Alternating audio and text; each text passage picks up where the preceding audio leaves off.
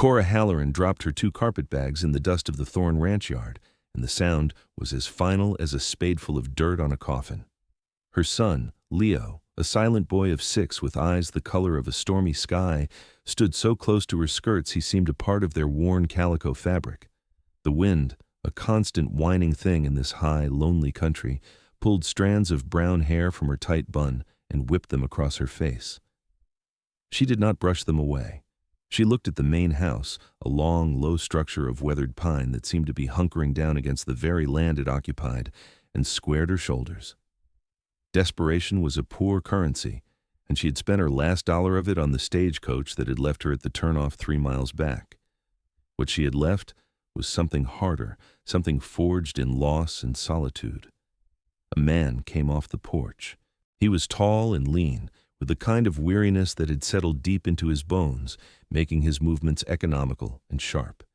His face was a map of sun and worry, and his eyes, when they landed on her, were the gray of creek stones after a hard rain.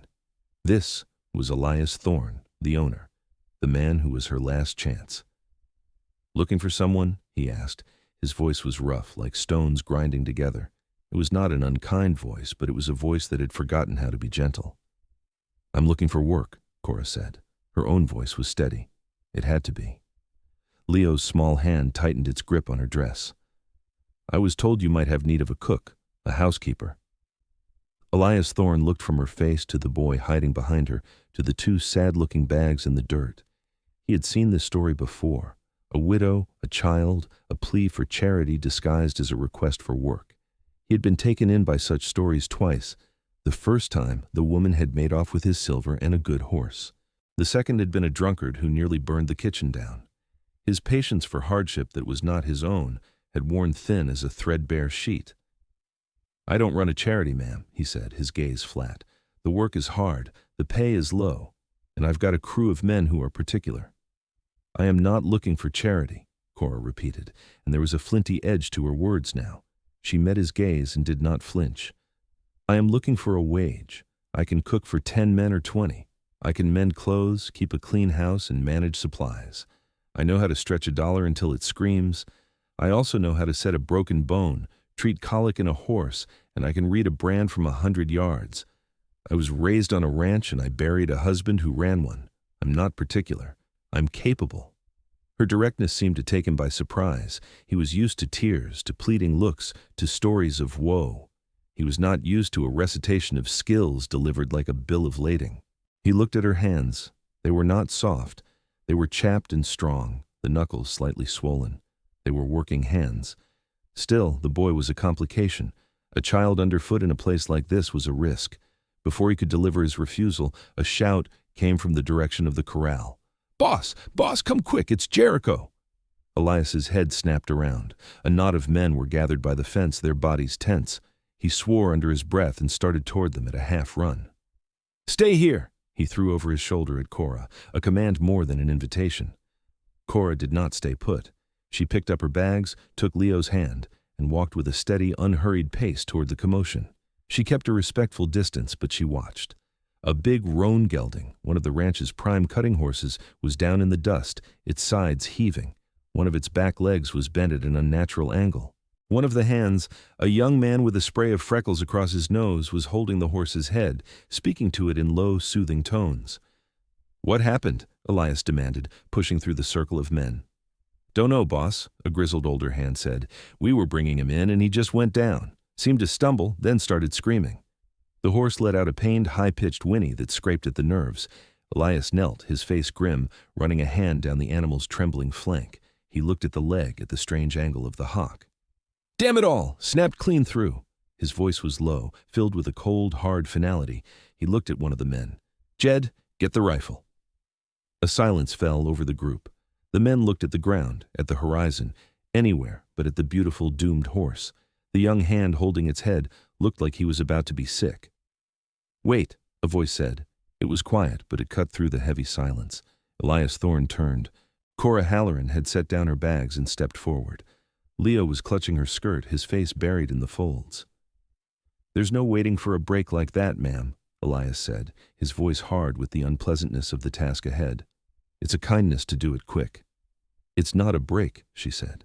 She moved closer, her eyes fixed on the horse's leg. She moved with a calm authority that made the men part for her. "Look at the swelling. It's not at the bone. It's the tendon. He's slipped his stifle. It's locked." Elias stared at her. Jed, a stocky, belligerent man who had been about to fetch the rifle, scoffed. "Locked stifle? That's a mare's tail." Cora ignored him. She looked directly at Elias.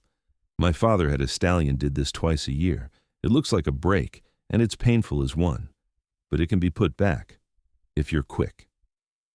Elias looked from her confident face to the suffering horse. Every instinct told him it was a clean break. Every rancher knew what that meant. But the woman's certainty was a thing to behold. It was as solid and real as the ground under his feet. He looked at the horse, the best animal he owned. Putting it down would be like cutting off his own arm. "What do you propose?" he asked, his voice tight. "I need a long rope," she said, already untying the worn apron from around her waist. "And I need your strongest man to hold his head and keep him from thrashing. You," she pointed to the young, freckled hand, Finn.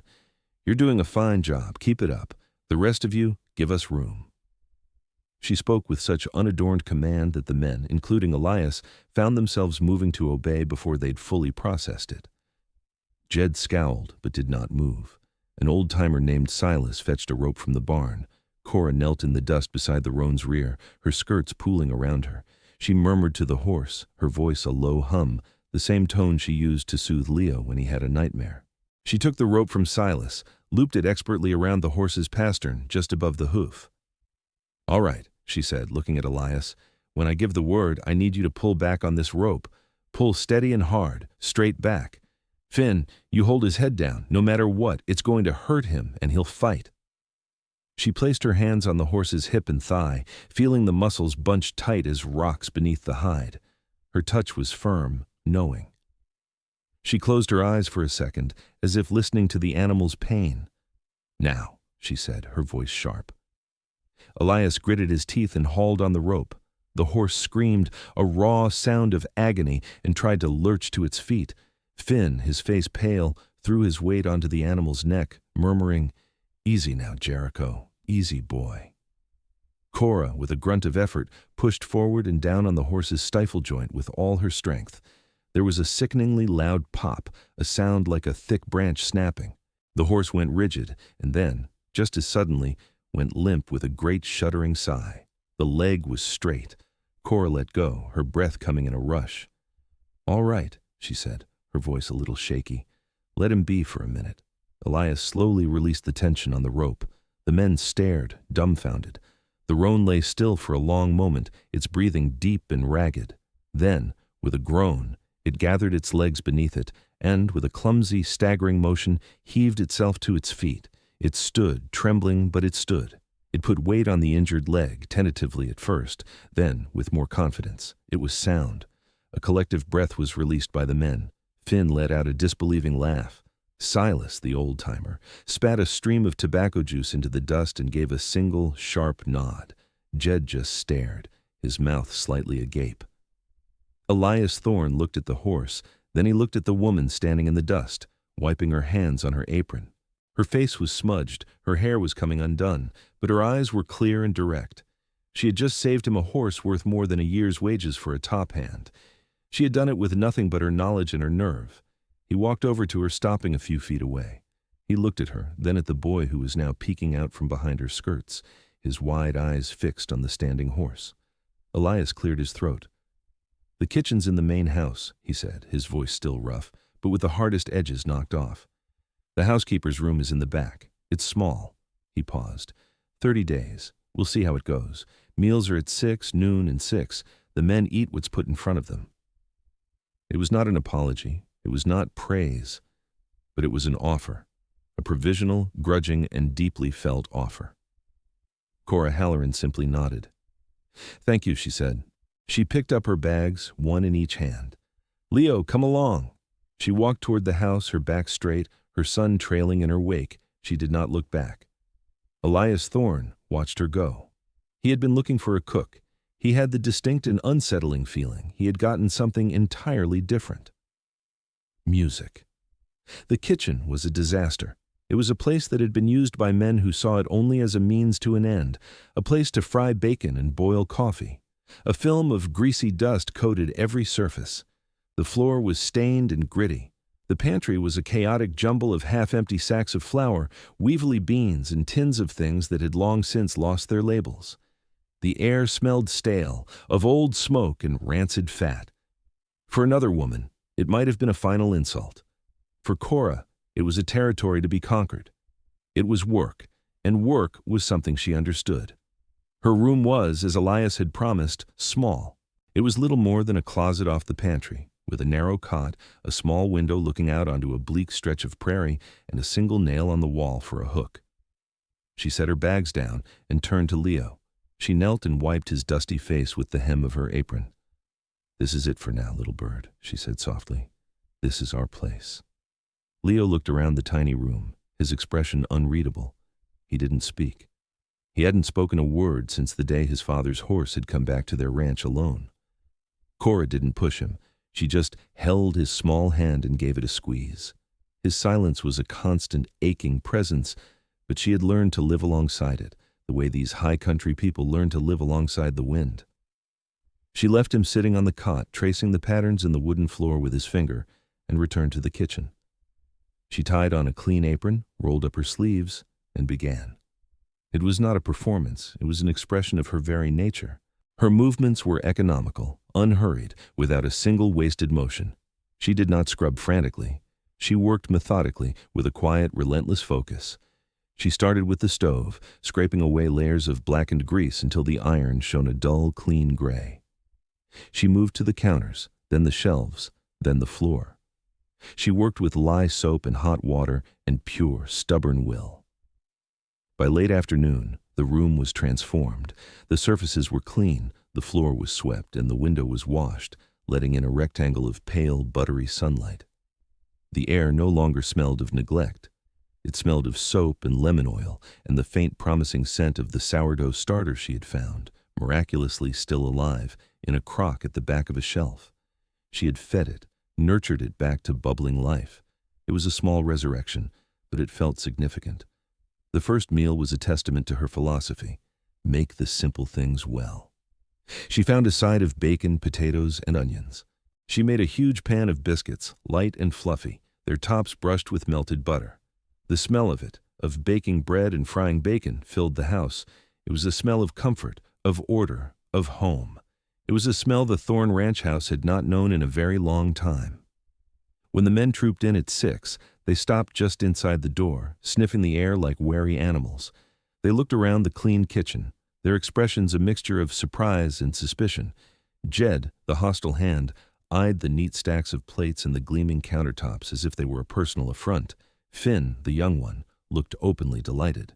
Silas, the old-timer, simply took it all in with his quiet, assessing gaze. Elias Thorne was the last to enter. He stopped on the threshold, his eyes sweeping the room. He saw not just the cleanliness, but the order. The woodbox was full. The dish towels were folded. The pots were hanging, scrubbed, in a neat row. It was more than clean. It was managed. His gaze met Cora's for a brief moment across the room. She was standing by the stove, her face flushed from the heat, a smudge of flour on her cheek. She just looked at him, her expression neutral, waiting. He gave a curt nod and took his seat at the head of the long wooden table. The men ate in their usual silence, but it was a different kind of silence. It was not the sullen, weary silence of men merely refueling. There was an element of appreciation in it. The biscuits vanished. The potatoes and bacon were scraped clean from the pan. Finn, blushing slightly, asked if there were any more biscuits. "There are," Cora said, and placed another plate of them, hot from the oven, on the table. Jed watched this exchange with a sour look. "Used to be we just had hardtack," he grumbled, as if this were a virtue. "Times change, Jed," Silas said, his voice a dry rasp. He took a biscuit. It was the most he'd said all day, and it was enough to make Jed fall silent, though his resentment simmered visibly. After the meal, as Cora was clearing the plates, Elias spoke from his seat at the head of the table. He did not look at her. He looked at the grain of the wood in front of him. "There are ledger books in the office," he said, "for supplies. You'll need to write down what you use, what you need." "I will," she said. "The office is the room at the end of the hall. It's locked." keys on the hook by the main door. It was a test. He was giving her access, a small measure of trust. He was waiting to see what she would do with it. Cora understood this perfectly. She finished washing the dishes, the clatter of plates and cutlery a rhythmic soothing sound in the quiet house. She banked the fire in the stove for the night. She checked on Leo, who had fallen asleep on his cot, one small hand curled by his cheek.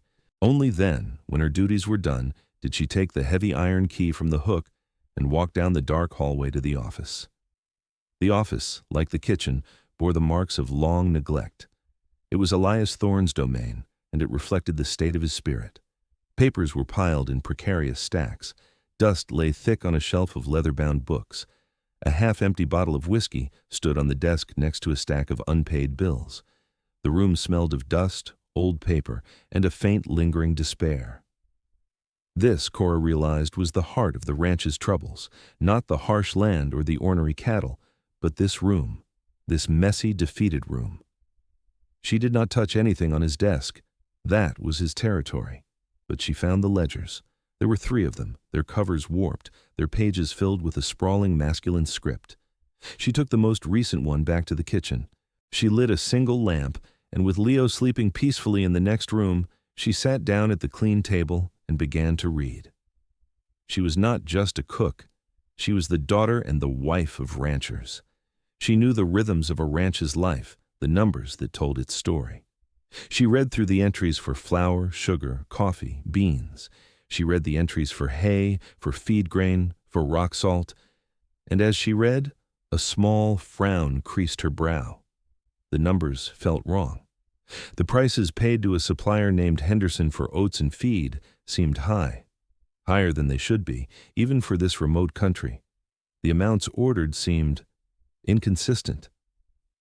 She spent hours at the table that night and the next. During the day, she worked with that same quiet efficiency. She baked bread, she cooked meals, she mended the men's torn shirts with neat, almost invisible stitches. She established a routine that was as solid and dependable as the sunrise. The men, even Jed, began to rely on it, on the simple comfort of a hot meal and a clean place to eat it. Finn started bringing her little things, a pretty stone he'd found, a clutch of wildflowers. He would offer them to her shyly, then spend a few minutes with Leo, trying to coax a word out of him with a whittled toy or a funny face. Leo never spoke, but he would watch Finn with a solemn intensity, and sometimes the ghost of a smile would touch his lips. One afternoon, Jed confronted her. He came into the kitchen while she was kneading a massive batch of dough for the next day's bread, her arms dusted with flour to the elbows. "You're using too much flour," he said, his tone accusatory. "Thorne ain't made of money. We gotta make things last." Cora did not stop working the dough. She punched it down, folded it over, and began to knead again, the rhythm steady and powerful. "I am using what is necessary, Jed," she said without looking at him, "and I am keeping a record of every cup." "A record," he scoffed. "A woman keeping books, that's a laugh. You're going to bake this ranch into ruin." "Better than letting it starve from neglect," she replied, her voice still even. She finally stopped and looked at him. Her eyes were not angry. They were simply clear and direct. "I know how much flour it takes to bake 10 loaves of bread. I know how many biscuits a dozen hungry men will eat. I also know that the supplier, Mr. Henderson, has been charging this ranch 20 cents more per sack for feed oats than the going rate for the last 2 years. I know that adds up to over $400. Now, you can worry about my flour, Jed, or you can worry about who is actually picking this ranch's pocket."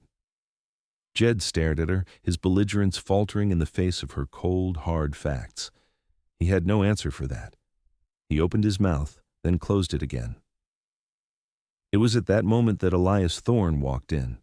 He had been standing in the hallway, and he had heard every word. He looked at Jed's flushed, angry face, and then at Cora, who stood calm and resolute behind the mountain of dough. "Is there a problem here, Jed?" Elias asked, his voice dangerously quiet. Jed stammered for a moment. "I was just concerned about supplies, boss." "Cora is in charge of the supplies," Elias said, his gaze unwavering. "Her word on what is needed and what is spent is final. Is that understood?" The dismissal was absolute. It was a public declaration of trust, a cementing of her authority. Jed flushed a deeper red, gave a sullen nod, and retreated from the kitchen. The confrontation was over. Cora had won. Elias walked over to the table. He looked at the ledger she had left open, a neat column of her own figures running alongside his messy scrawl. He pointed to a line item. $400? He asked quietly. At least, she said. I only went back 2 years. He bills you for 50-pound sacks, but the weight dockets from the freight office, the ones he staples to the invoice, they're for 40-pound sacks. He's been shorting you on weight and overcharging you on price. Elias stood there for a long time, just looking at the numbers. He looked at her neat, precise handwriting. He looked at the evidence of a betrayal he had been too tired or too trusting to see. He felt a surge of anger, hot and sharp, at Henderson. But underneath it, there was something else, a profound sense of relief. He was not alone in his worries anymore. Someone else was watching. Someone else saw the details. He looked up from the book and met her eyes. Thank you, he said. The words felt inadequate, but they were all he had. You're welcome, she replied and turned back to her bread. That night, he did not lock the office door. Clear's throat. The weeks that followed settled into a new kind of rhythm. Elias Thorne rode out to the nearest town and had a very quiet, very final conversation with Mr. Henderson. He came back with a new supplier and a substantial credit to the ranch's account. He did not speak of it to the men, but they all noticed the better quality of the grain, and they drew their own conclusions. Jed's sullenness did not disappear, but it retreated, curdling into a grudging respect. He never questioned Cora's authority again. Silas, the old sage, took to sitting in the kitchen for a spell after dinner, sipping coffee and watching her work, a silent, approving presence. Trust, Cora learned, was not a thing that was given. It was a thing that was built, plank by plank, biscuit by biscuit, corrected ledger by corrected ledger. Elias started leaving other papers on the kitchen table for her to look over. Contracts for selling cattle, bills for barbed wire, letters from the bank. He never asked for her opinion directly, but he would watch her as she read them, watch the way her brow furrowed or her lips tightened. The kitchen table became their unofficial office, a neutral ground between his world of men and her world of domestic order. One evening, he brought her a small stack of old leather-bound journals. My father's, he said, setting them down next to her mending basket. He kept records of everything, rainfall, calving numbers, market prices going back 30 years. I thought, you might find them interesting. It was a profound gesture.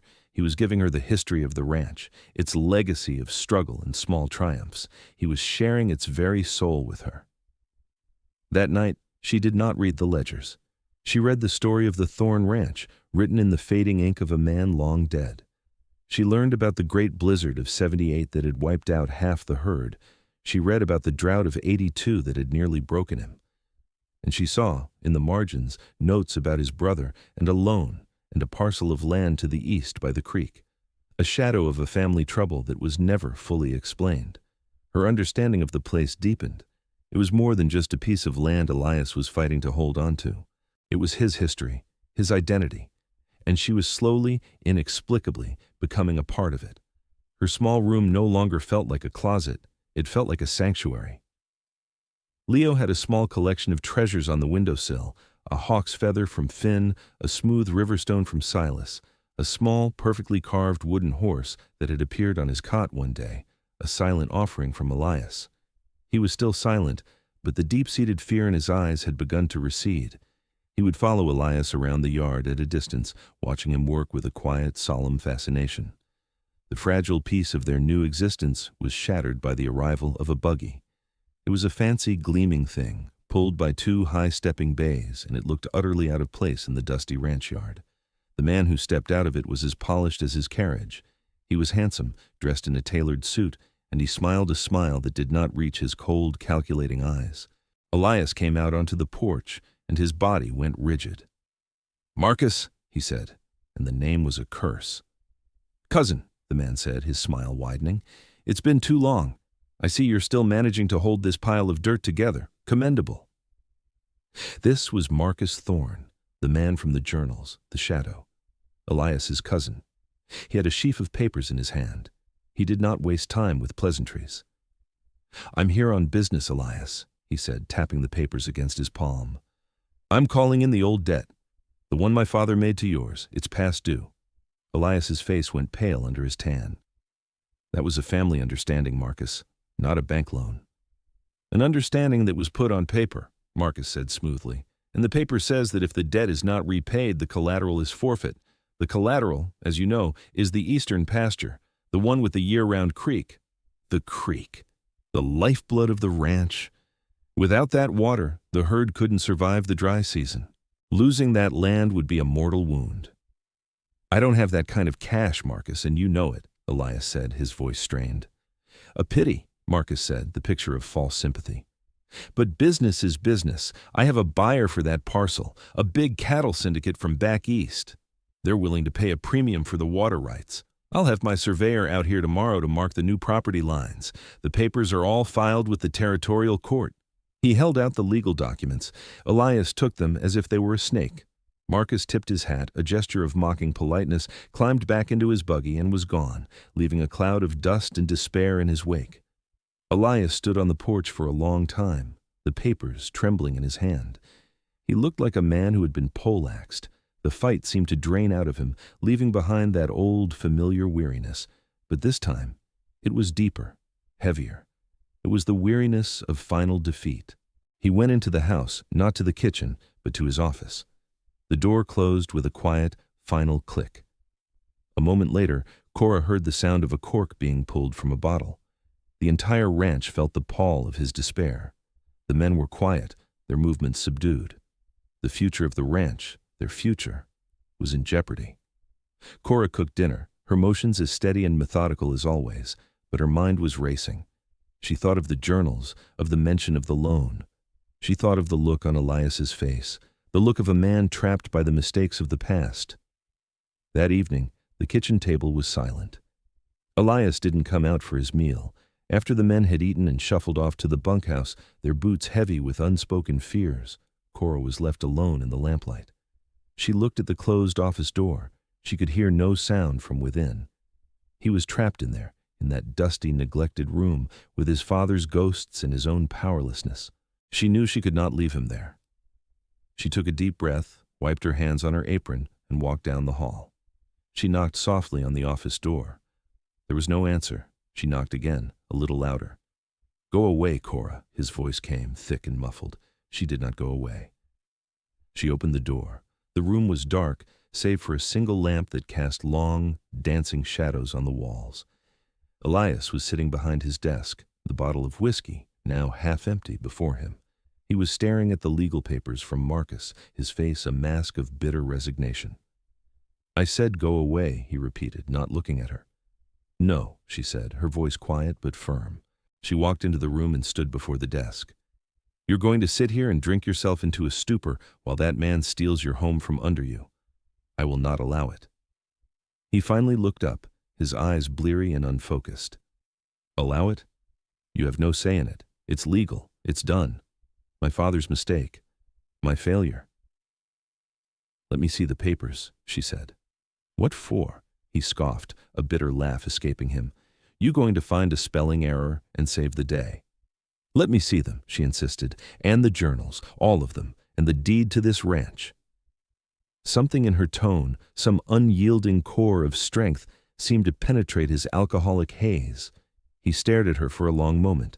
She was not offering sympathy. She was offering a fight. He had forgotten what that felt like. With a weary sigh, he pushed the papers across the desk toward her. He gestured to a large, dusty trunk in the corner. "Everything's in there. The deed, old contracts, everything." "Good," she said. "Now, you will go to the kitchen. I will make you a pot of coffee so strong it will strip the varnish off the table. You will drink it, and you will wait." He looked as if he might argue, but the fight was gone from him. He was a ship with a broken rudder, and she had just taken the helm. He nodded slowly, pushed himself up from the chair, and stumbled out of the room. Cora closed the door behind him. She looked around the chaotic office. This was her battleground now. Not a corral, not a kitchen, but a small, dusty room filled with the ghosts of the past and the weapons of the future. Paper and ink. They had tried to hide her in the kitchen, to confine her to the world of flour and thread. But her true strength, the thing that would save them all, was here, in this metaphorical library of a failing ranch. She dragged the heavy trunk into the center of the room. She lit another lamp. She opened the trunk and began to work. She laid out the papers in neat piles on the floor. The deed, the loan agreement between the Thorne brothers, old survey maps, tax receipts. She spread out the journals, opening them to the relevant years. She was searching for a discrepancy, a loophole, a single misplaced comma that could give them leverage. Hour after hour, she worked. The house was silent except for the whisper of paper and the frantic scratching of her own pen as she made notes. She cross-referenced dates, names, and land descriptions. The world narrowed to the small circle of lamplight, to the spidery script of men long dead. She read about the original land grant, the founding of the county, the first official surveys. Elias sat at the kitchen table, drinking the brutally strong coffee she had made him. The fog in his head began to clear, replaced by a dull, throbbing headache and a profound sense of shame. He had given up. He had retreated into the bottle, ready to let Marcus win. And this woman, this outsider he had hired on a 30-day trial, was in his office, fighting his battle for him. He felt a deep, gut-wrenching admiration that was so potent it was almost painful. He did not know what she was looking for. He did not know if there was anything to find. But he knew, with an unshakable certainty, that she would not stop until she had turned over every last page. Music. Just before dawn, as the first pale gray light began to silhouette the mountains to the east, she found it. It was not a dramatic single clause.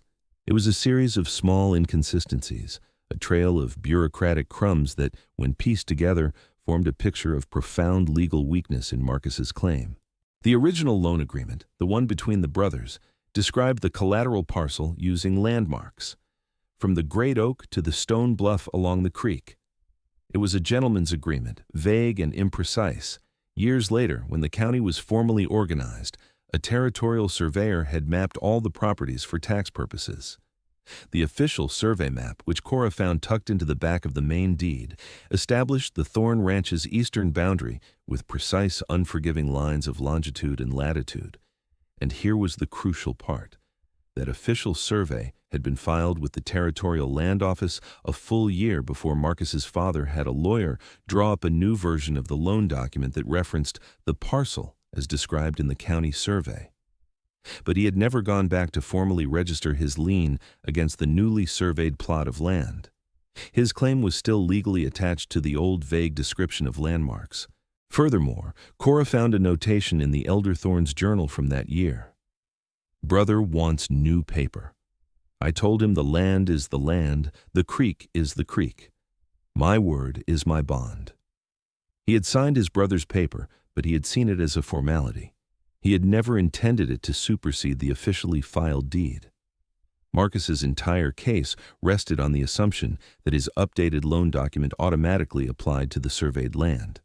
But legally, it didn't. His lien was on a piece of land that, according to the official maps that now governed all property disputes, no longer existed in that form. To claim the creek, he would have had to file a new claim against the specific surveyed parcel. He never had. It was a mistake born of arrogance and a belief that his city lawyers were smarter than his country relatives.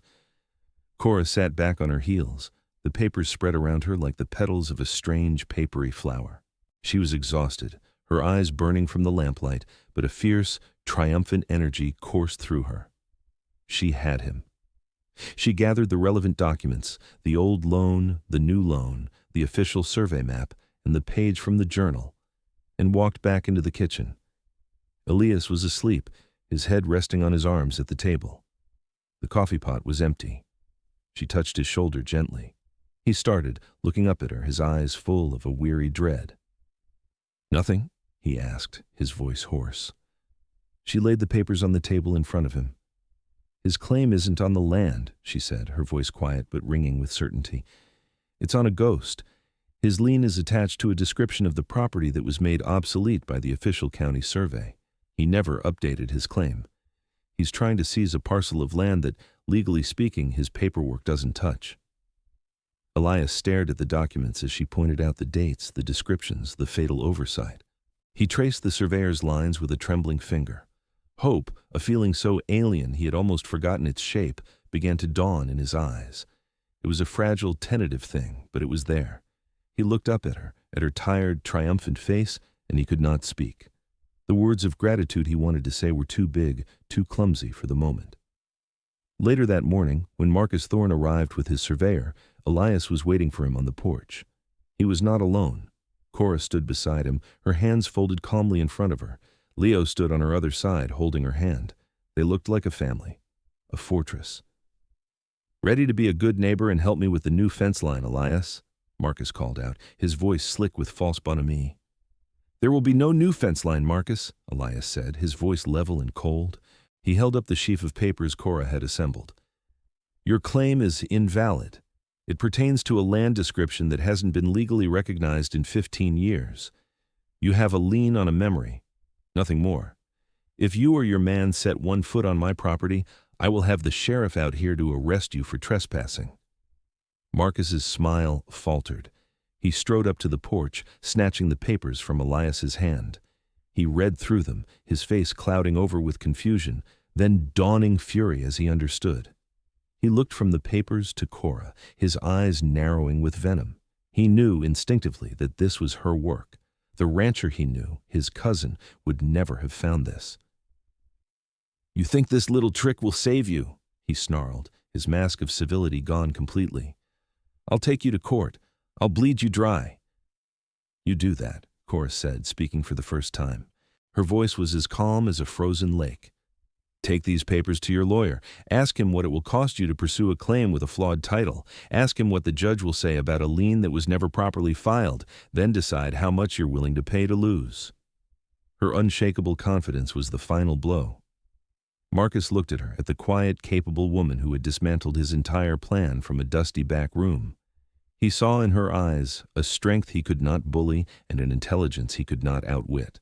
He crumpled the papers in his fist, threw them on the ground, and stormed back to his buggy without another word. The surveyor, looking deeply uncomfortable, quickly followed him. They watched the buggy disappear down the road, taking the cloud of menace with it. The ranch was safe. A profound silence settled on the porch. Elias turned to Cora. He looked at her, and it was as if he were seeing her for the first time. He saw the woman who had saved his horse, the woman who had brought order to his home, the woman who had exposed the thief who was robbing him, and now the woman who had saved his legacy. He saw all of that, and he saw more. He saw a partner. He saw a future. "I hired a cook," he said, his voice thick with emotion. 30 days, I said. We'll see how it goes."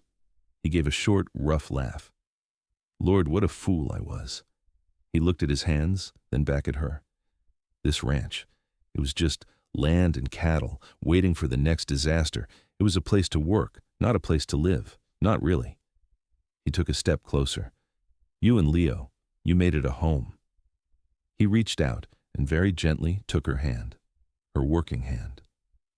"I don't want to cook, Cora. I want a partner. I need a partner. This ranch needs you. I need you." He paused, his gaze searching hers. "Stay. Not for a wage. As my partner. As an owner. Our names on the deed, side by side." It was more than a business proposition. It was more than a proposal of courtship. It was an offer of belonging. It was everything she had lost, everything she had been fighting for. Tears she had refused to shed through all her hardship now pricked at the back of her eyes. She did not answer with words. She simply squeezed his hand. It was enough. At that moment, Leo, who had been watching them with his wide, silent eyes, let go of his mother's skirt. He took a hesitant step toward Elias. He reached out a small hand and touched the back of Elias's hand, the one that was holding his mother's. "Home," he said. The word was quiet, a little rusty from disuse, but it was clear as a bell. It was the first word he had spoken in over a year. Music. The seasons turned on the Thorne Ranch, each one leaving its mark on the land and the people who lived on it. The harsh winds of winter gave way to the muddy promise of spring, which in turn yielded to the long, hot, golden days of summer. The rhythm of the ranch was no longer one of mere survival. It was a rhythm of steady, hopeful growth. The house, once a place of silent, masculine utility, was now filled with the sounds of life, the murmur of conversation in the evenings, the scent of baking bread in the mornings, and, most miraculously, the sound of a little boy's laughter. The final scene, the one that truly marked the change, was a quiet one. It was an evening in late autumn, the air crisp with the coming cold. A fire crackled in the hearth of the main room, casting a warm, flickering glow on the polished wood floors. Elias sat in his father's old armchair, not with a ledger or a whiskey bottle, but with a book. He was reading aloud, his deep voice a steady, comforting rumble in the quiet room. He was reading to Leo, who was curled up on a rug at his feet, his head resting against Elias's knee, his eyes wide with the magic of the story. Cora sat in a rocking chair nearby, a mending basket in her lap. She was not mending ranch clothes tonight. She was sewing a new, smaller pair of trousers for her son, who was growing so fast. She watched the two of them, the man who had been so closed off and the boy who had been so silent, now bound together in the simple, sacred ritual of a story before bed. The light from the fire caught the gold of her wedding band, a new one, simple and strong, that Elias had placed on her finger a month before. The ranch had needed a cook, a housekeeper, someone to fill a vacant role. What it got was a center. What it got was a heart. What it got was the woman who looked at its broken pieces, its dusty corners, and its deep-seated weariness, and did not turn away. Elias Thorne had been a man guarding a piece of property. He was now the head of a family. Cora Halloran had arrived, a desperate widow, looking only for shelter. She had found her home. They had found each other in the wreckage of their past lives and had built something new, something stronger than what either of them had lost. The Thorne Ranch was no longer just a place on a map.